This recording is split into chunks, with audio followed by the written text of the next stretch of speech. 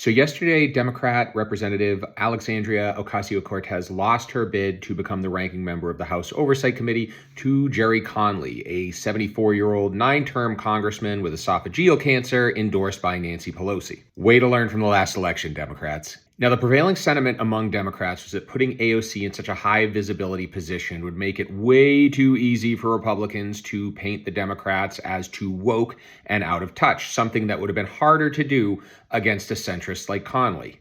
But here's what I see as the real problem. This isn't about warring factions within the Democratic Party. This is about the fact that the Democratic Party is not one party at all. And for that matter, neither are the Republicans. Now, in most democracies, you have prominent center-right and center-left parties that have to form coalitions with smaller far-left and far-right parties to get anything done.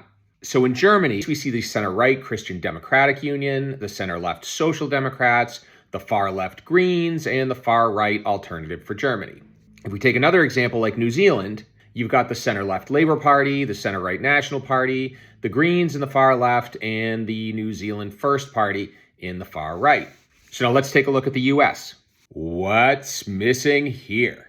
So here you'll see we've got the Democrats in the center left and the GOP in the far right.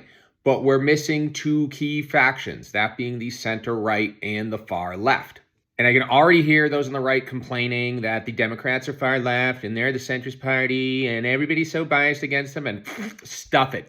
This is based on policy positions. And policy for policy, the GOP aligns more with the far-right populist parties of Europe. Come at me in the comments. This is a hill I will die on. But back to the issue at hand. America's two-party system creates a zero-sum game where one faction dominates and a lot of voters are left out. There are reforms that can fix this, though. One is proportional representation, which awards seats in the House according to the percentage of the popular vote a party receives. The second is ranked choice voting, which would prevent smaller parties from quote-unquote spoiling elections by allowing voters to rank their candidates in order of preference, meaning I could throw my support behind my second and third choice candidate if my first choice didn't get enough votes. In a democracy, far left and center right voters deserve as much of a voice as center left and far right.